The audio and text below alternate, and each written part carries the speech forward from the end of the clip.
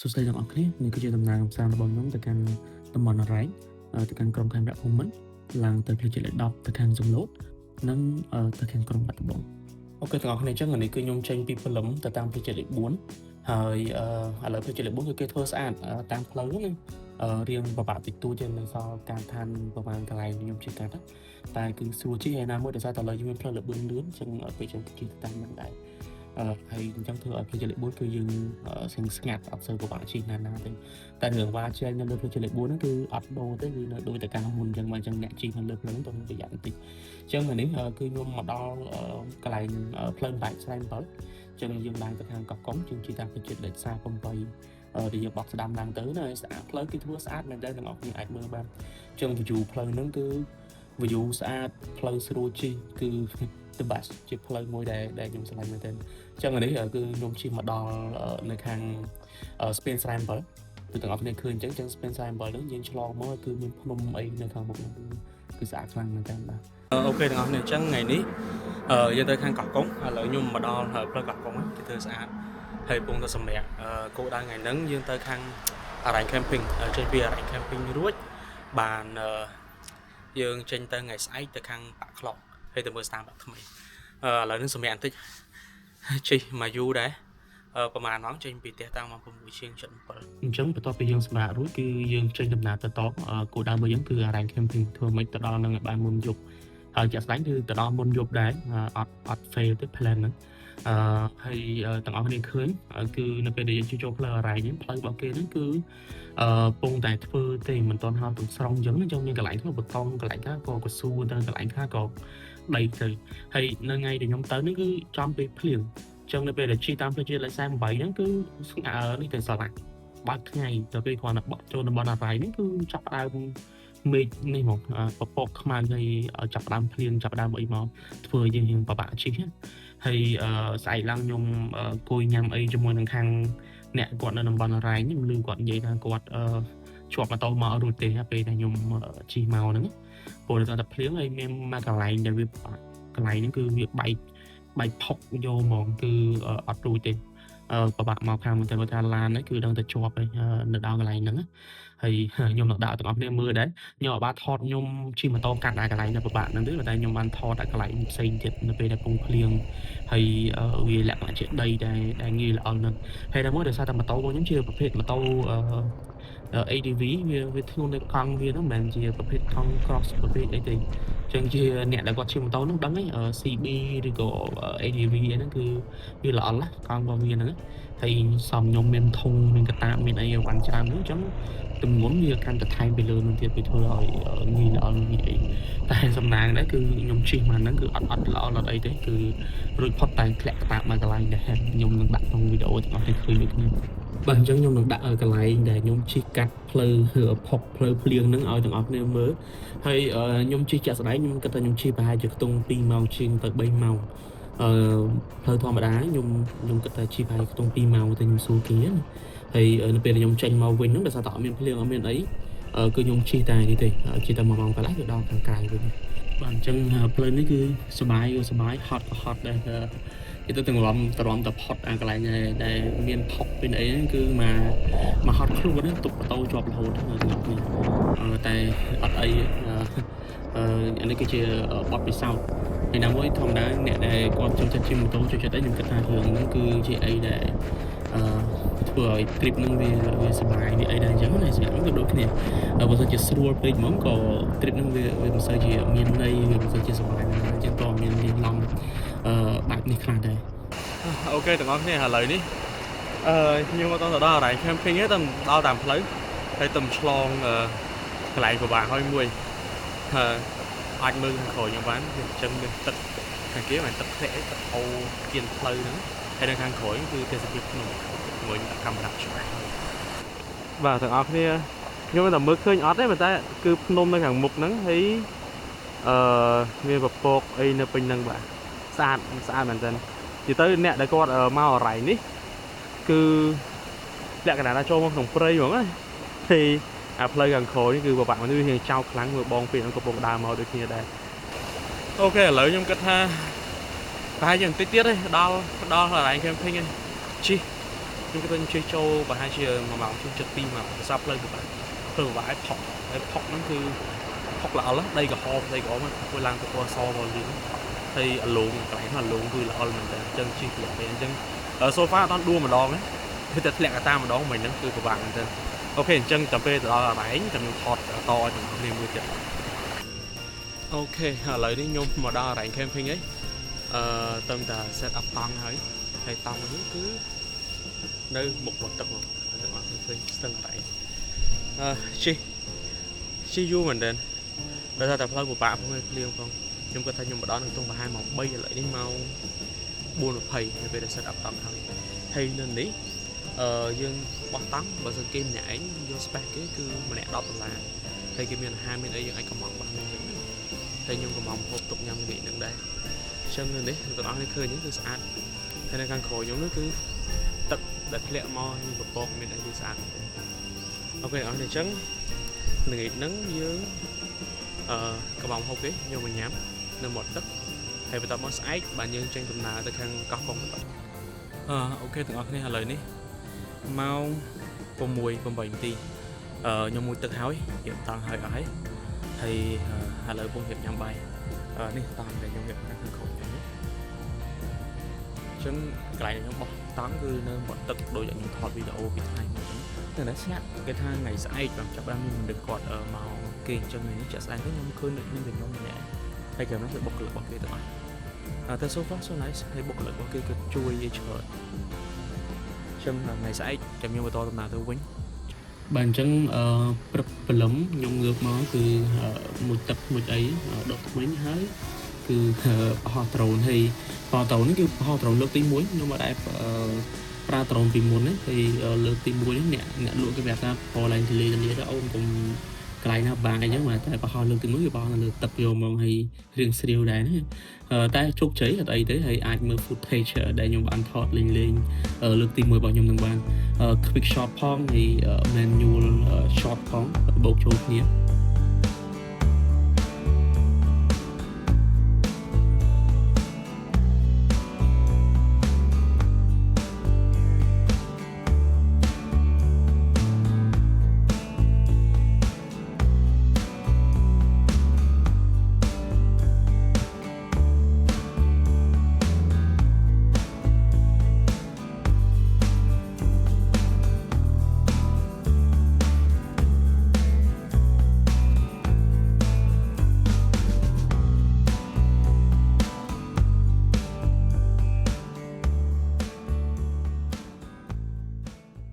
cái này nó cứ cái này thì nhóm bỏ tăng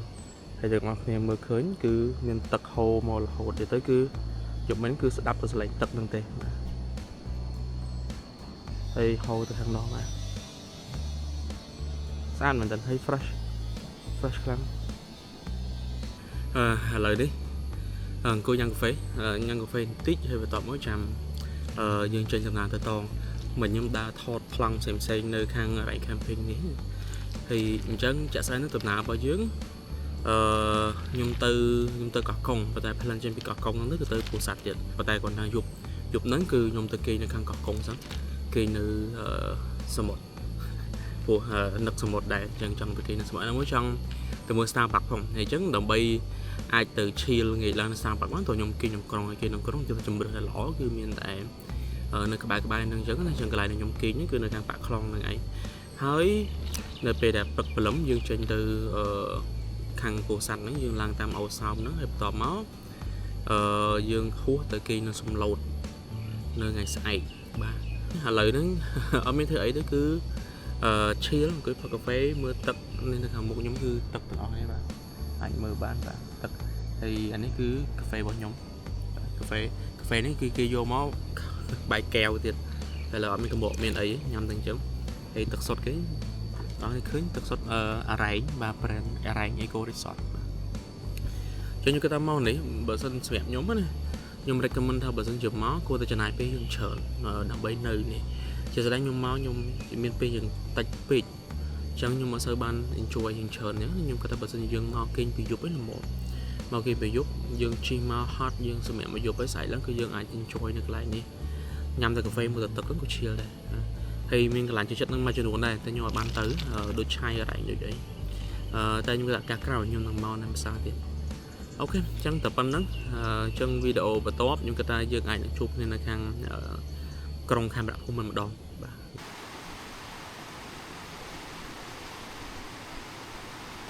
ok thằng ông này là lời ní nhưng bài thay hỏi mai từ ở đây nâng một chân này để con mò rảnh trong nhà bài anh nhà bài bán đi dương lòng thì tiền rảnh nó thì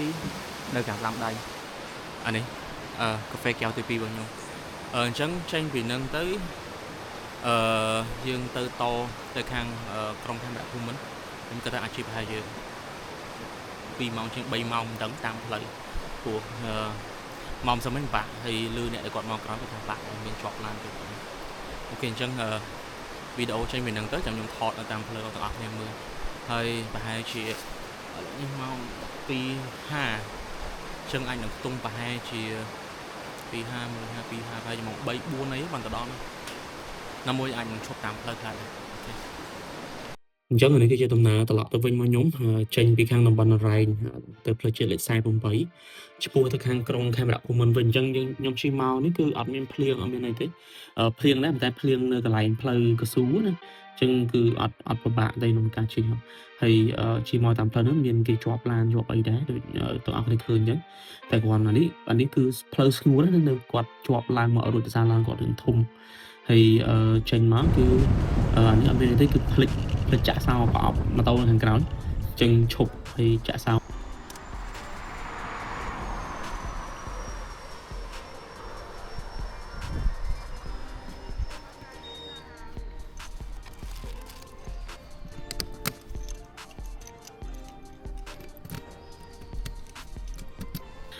chi làm đó phải chơi lịch sai vòng bấy nhờ những chi mà tôi mới nhung một đo là trong camera của mình mà đo spin spin các con mà chân cứ spin cứ quen hay sạch cắn nó đây mà đo là trong camera của mình thường để thật phơm môn cái cứ nhung từ check in cái này sẵn nơi qua nhung trong chất lái nhung bạn buộc tam internet tụng môn đây cái này nhung nơi nữa cái này cho đôi chia yang vào free quả mình chia bungalow tôi sắm anh để được chụp một tập vô món xã thôi chẳng cứ dùng từ check in nào xin để bị dừng lại một tập ngồi đấy thì đẹp trong khốn trên màu ở Starbucks bên bàn ta chân này cứ nhung từ đó cái này kia mà nhung nữa từ đó thì anh mơ bán cứ bạc khi máu view xong một cứ xã nên tên hay nhóm chia trên này để cho một cho chất phải chơi chân cứ mà clip nó cứ nhung bàn check từ đó vậy chẳng là lấy nhung mà đó Starbucks ấy từ đó nên để pong trend cái live hurt Starbucks có con heels mà đo lấy heels man heel mà được tràn mình thế và đã thấy sát ở tới tiếp cái này này ok nơi khỏi giống như Starbucks từng này mà đo lấy hay có check in hồi đấy ta lại qua Starbucks thấy khỏi bây giờ đấy mới khỏi trong trăm tuyệt đấy trong cái làm màu matcha tại những cái tham hôm này như chill ở tầng học nên mưa nó thẳng đó nên khơi có cống thì có cống hơi cái mình thì mẹ mẹ để bọn nó coi cái gì đó này thì chọn như là kia đồ chợ hàng ấy xem cái thương nó chọn bằng này chân mặt hàng nó cứ Starbucks hàng cửa hàng thấy cái mình lại cứ chọn đây ok chẳng tết nhung bảo trồn mới thằng bây giờ vừa dù thằng nó thì tại bây thằng nó khơi nhà sạch bên này ok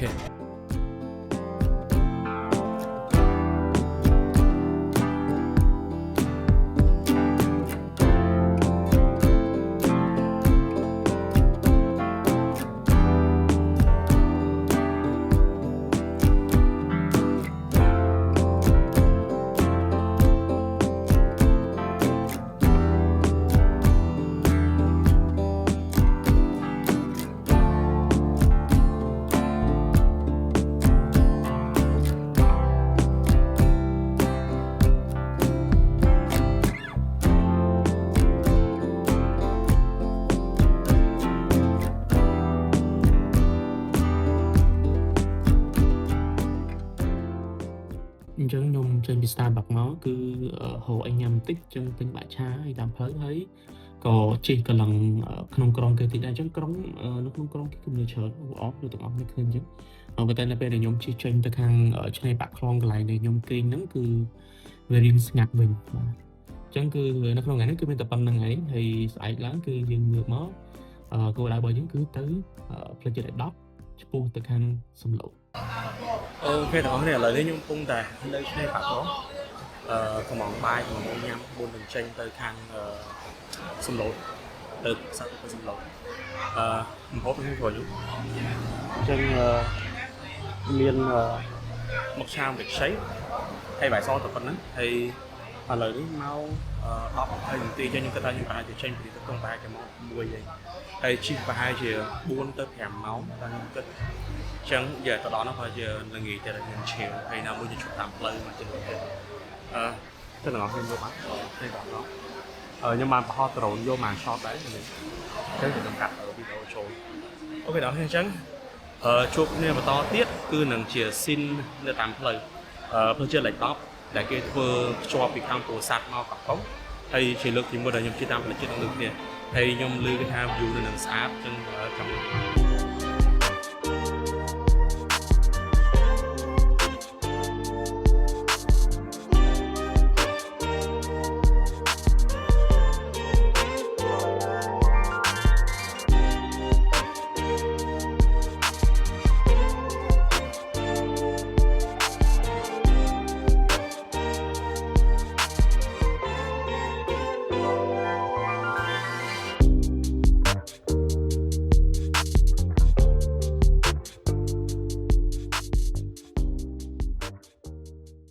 ចឹងនៅពេលដែលខ្ញុំញ៉ាំអីរួចគឺខ្ញុំបន្តដំណើររបស់ខ្ញុំទៅផ្លូវជាតិលេខ10ចឹងកន្លែងនេះគឺជាផ្លូវដែលគេបត់ឡើងទៅផ្លូវជាតិលេខ10ទាំងអស់គ្នា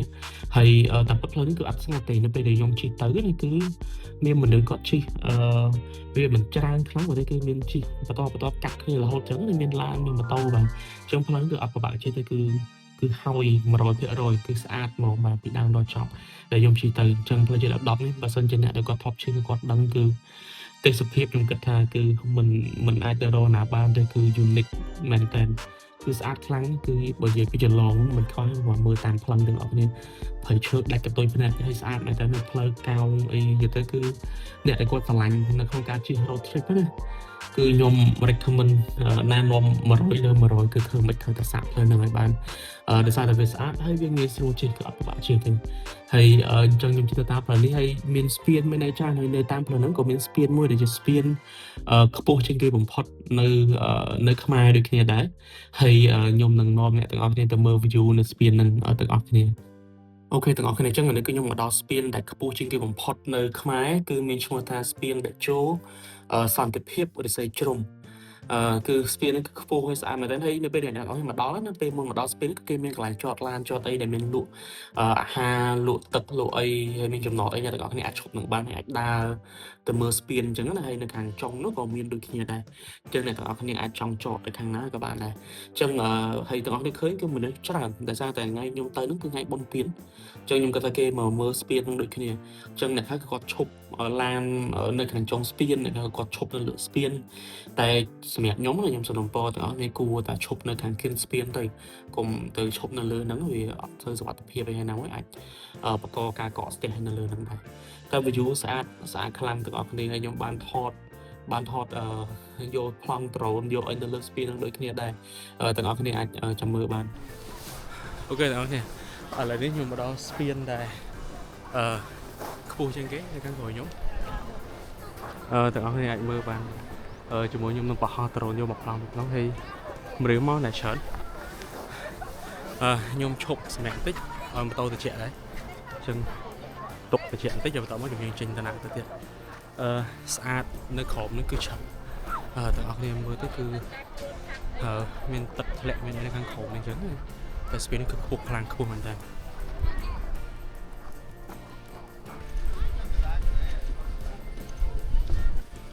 បាទដំណើរទៅចាប់ប្លង់ដ្រូន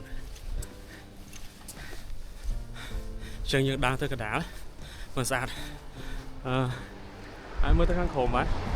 គឺទឹកស្អាតមែនតើហើយខ្ពស់អូខេដើរមកហត់ដែរទេព្រោះតែយើងចតម៉ូតូនៅខាងចុងស្ពានអញ្ចឹងត្រូវដើរមកកណ្ដាលស្ពានវិញកន្លែងនោះមានកន្លែងទលាយមួយដែលអាច តលាក់ដ្រូនស្រួលបានអូខេ see you ពីប្លង់យ៉ាងលើមកបាទទាំងអស់គ្នាអញ្ចឹងនេះគឺជាប្លង់ដ្រូនដែលខ្ញុំផាទៅលើហ្នឹងគឺបុកពោះ sensor ដែលថាទៅលើហ្នឹងវាខ្ពស់ហើយវាខ្យល់ខ្លាំងណាស់ចឹងនៅពេលដែលខ្ញុំបោះដ្រូនទៅទាំងអស់គ្នាឃើញដ្រូន V នេះហ្នឹងបាទមិនមែនខ្ញុំបញ្ជាទេគឺខ្យល់បក់បាទគឺតាមពិតដ្រូនហ្នឹងគឺធ្វើថយទៅក្រោយត្រង់ទេតែនៅពេលដែលខ្យល់បក់ទៅគឺវាទៅឆ្ងាយហើយពេលហ្នឹងខ្ញុំភ័យតែអត់អីវិញចុះមកវិញសុខភាពតែទាំងអស់គ្នាភាសាទៀតខ្ញុំណែនាំឲ្យមកលេងនេះឲ្យបានម្ដងគឺស្អាតហើយនៅខាងក្រោមគឺមានទេសភាពទឹកទេសភាពអីគឺស្អាតមែនតើបាទអញ្ចឹងនៅពេលដែលខ្ញុំបានបោះដ្រូនហើយបាននៅលេងកន្លែងស្ពាននឹងមកអស់ចិត្តអង្គុយសម្រាប់ញ៉ាំអីតិចតួចហើយយើងចេញដំណើរបន្តមកទៀតបុកមកខាងអូសោអញ្ចឹងមកដល់អូសោរួចជិះតាមផ្លូវមកទៅទៀតក៏មកដល់ខាងវងមូប្រម៉ោយហើយមកដល់នេះហើយគឺគោលដៅរបស់ខ្ញុំបន្ទាប់គឺខ្ញុំឡើងទៅខាងសំឡូតម្ដងខ្ញុំផ្លូវសំឡូតក៏ស្អាតដែរទាំងអស់គ្នាទេសភាពភ្នំគឺនៅជុំវិញខ្លួនហ្មងបាទអញ្ចឹងខ្ញុំជិះសំឡូតគោលដៅរបស់ខ្ញុំគឺខ្ញុំទៅ resort មួយនៅក្នុងម្ដុំហ្នឹងណាហើយទៅគឺ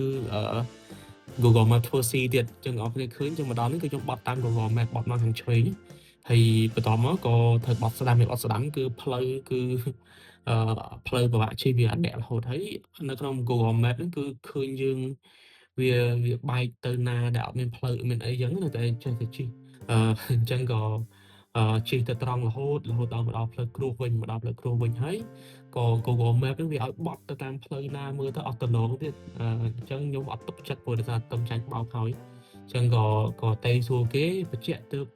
រកកន្លែងផ្លូវបត់ត្រឹមត្រូវរបស់គេឃើញ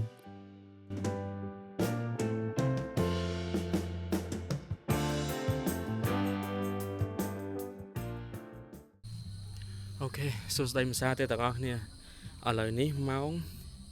5:58 ម៉ោង 6 មួយទឹកហើយអេវ៉ាន់រៀបចំហើយក៏មកម្ហូបហើយហើយនិយាយទៅជោគជ័យហើយថ្ងៃហ្នឹងអត់មាននៅសល់អីទៀតទេសម្រាប់ហើយយប់ហ្នឹងនៅអង្គុយញ៉ាំអីបដាពិចារណាបដាតើគួរតែស្អែកទៅសៀមរាបឬក៏បកទៅពេញវិញតែឥឡូវយើងរៀបចំហើយចឹងនេះបាទនេះគឺជាតង់មកខាងខ្ញុំចឹងតុកកៅអីរបស់ខ្លួនឯងគេមានតង់ឲ្យទេ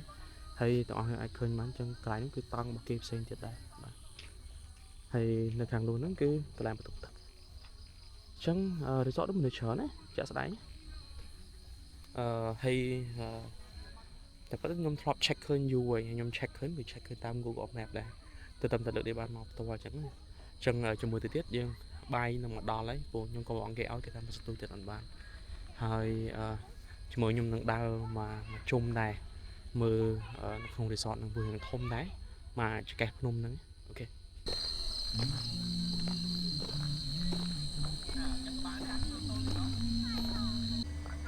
គឺឥឡូវរៀងយប់បន្តិចចឹងមើលអីអត់ឃើញទេខ្ញុំគាត់ថាចាំស្អែកពីព្រឹកចាំខ្ញុំដើរទេដើរថតជុំវិញ resort ហ្នឹង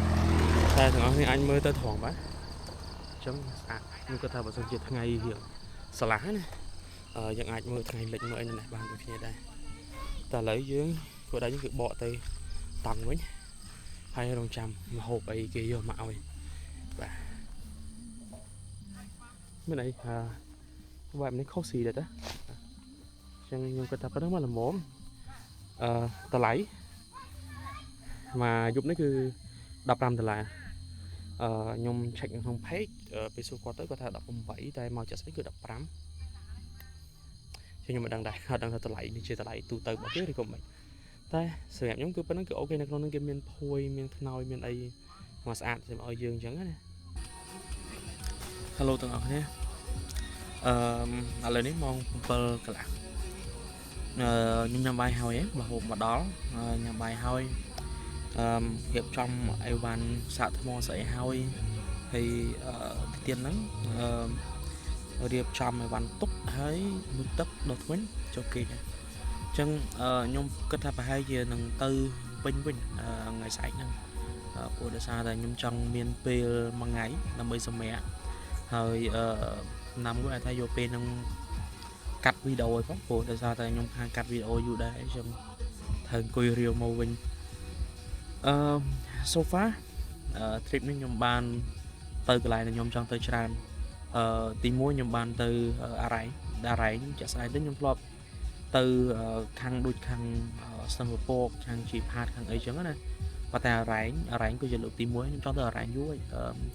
nhưng mà video này để quạt tới môn chẳng á trong phong từ nâng du mình tên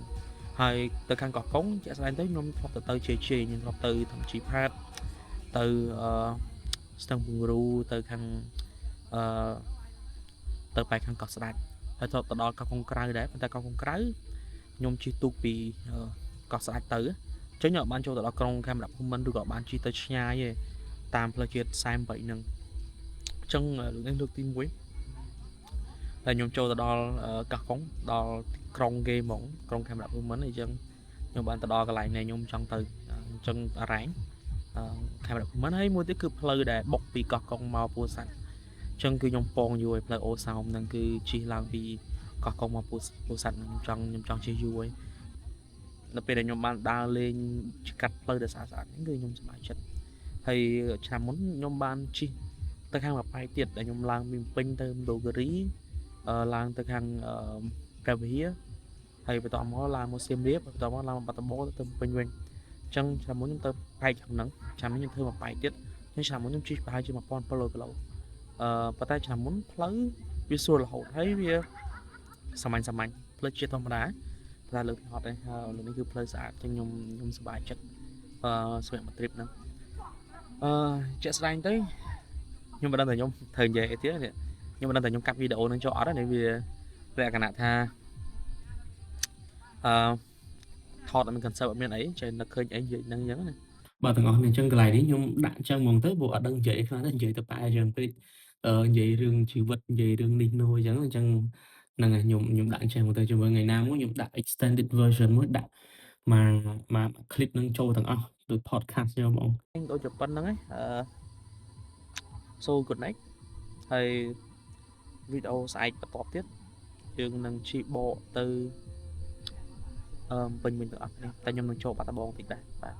ចូលក្រុងតិចបន្ទាប់មកចាំបកទៅពេញវិញឡើងតាមផ្លូវជាតិ5អូខេ goodbye good morning ទាំងអស់គ្នាម៉ោង 9:12 ឥឡូវនេះខ្ញុំរៀបចំឲ្យបានរៀបចំអីអស់ហើយបាទអញ្ចឹងគឺចាំតែចេញទៅវិញឯងគាត់មិញងើបមកគឺដាច់ទឹកដាច់ឡើងយូរមែនតើតាមតែមានទឹកមួយមុនហ្នឹងអញ្ចឹងទំរៀបចំចេញទៅបានអញ្ចឹងខ្ញុំគិតថាប្រហែលជាចំណាយពេលខ្ទង់2ម៉ោងទៅដល់បាត់ដំបងហើយក្នុង2ម៉ោងអត់ខ្ញុំភ្លេច map អត់ទេតែហ្នឹងហើយជិះទៅបាត់ដំបងរួចហើយអាចនឹងចូលញ៉ាំអីនៅបាត់ដំបងយកហ្មងហើយបន្ទាប់មកចាំបកទៅពេញមិនទាំងអស់គ្នាអូខេអញ្ចឹងអានេះអត់មានអីទេទាំងអស់គ្នាគឺខ្ញុំឡើងពីខាង resort ហ្នឹងបុកទៅខាងបាត់ដំបងវិញនៅតាមផ្លូវហ្នឹងគឺផ្លូវគឺដូចខ្ញុំនិយាយចឹងផ្លូវសំឡូតហ្នឹងគឺស្អាតទាំងអស់គ្នាហើយខ្ញុំមកដល់នេះគឺចិត្តដល់ក្រុងបាត់ដំបងហើយអញ្ចឹងផ្លូវហ្នឹងគឺម្យ៉ាងដែរគេឈប់អត់មាន stop អត់មានអីទេគេមើលគ្នាអញ្ចឹងណាលក្ខណៈជិះយកចិត្តគ្នាអញ្ចឹងគេមើលស្ងាត់ហើយសុខស្រួលគ្នាគេទៅទាំងអស់គ្នាអញ្ចឹងទៅបាទហើយនេះខ្ញុំមិនចាំបាច់ប្រាប់ទេតែខ្ញុំជិះដល់ណាទាំងអស់គ្នាមើលតា signature ផ្លូវក៏ដឹងដែរថាផ្លូវរបស់ខេត្តណាខ្ញុំអត់សូវខ្ញុំរៀងបាក់យល់ទេខ្ញុំជិះផ្លូវស្អាតតាមផ្លូវគ្រាន់តែចូលមកដល់កណ្ដាលក្រុងទៀតដូចវា unique point របស់ខាងគេហ្នឹងហ្មងបាទគឺហៅកន្លែងណាផ្សេងអត់បានទេហើយទាំងអស់គ្នាជួបគ្នាម្ដងទៀតហើយឥឡូវនេះខ្ញុំមកដល់បាត់ដំបងនៅក្បែរវងមូលតាមបងខ្ញុំហើយមកផឹកកាហ្វេតិចអានេះគេដូរពី PTT ទៅ PCC ហីបាទអញ្ចឹងមកផឹកកាហ្វេមិនថាក៏បានបាយប្រហែលជាចេញពីហ្នឹងទៅបានបាយតែខ្ញុំត្រូវការកន្លែងហូបបន្ទប់ទឹកអីហើយមកផឹកកាហ្វេអង្គុយឲ្យម៉ូតូជាអីដែរខ្ញុំគិតថាដែរអង្គុយណាអូខេតែខ្ញុំឃើញឯវ៉ាន់មកជំនួសគឺគាត់កំពុងតែ in process នៃការ change អញ្ចឹងណាដូចជាស្អាតទៅយក Amazon ថងរបស់ Amazon ដែរតែកែវគាត់ដូរហើយគាត់បិទផ្លាកបិទអីអញ្ចឹងដូចផ្លាកកាហ្វេហ្នឹងគាត់ដកផ្លាក Amazon ចោលគាត់ដាក់ផ្លាកហាងកាហ្វេធម្មតាវិញអញ្ចឹងម្យ៉ាងដែរអូខេanyway ខ្ញុំគិតថាខ្ញុំអស់វីដេអូដំណឹងខ្ញុំបាច់អត់ទៅណានៅបាត់ដំបងក៏តាបាយហើយបន្ទាប់គឺចេញទៅពេញវិញអូខេអញ្ចឹងវីដេអូរបស់យើងគឺសរុបមកគឺចប់ប៉ុណ្ណឹង ដែលយើងបានទៅរ៉ែងទៅខាងក្រុងខេមរភូមិន្ទហើយមកសំឡូតហើយចុងក្រោយគេនេះគឺក្រុងបាត់ដំបងអញ្ចឹងខ្ញុំអត់មានអីទៀតទេអរគុណច្រើនដែលបានមើលដល់ចប់ហើយសង្ឃឹមថាជួបគ្នានៅគ្លីបក្រោយទៀត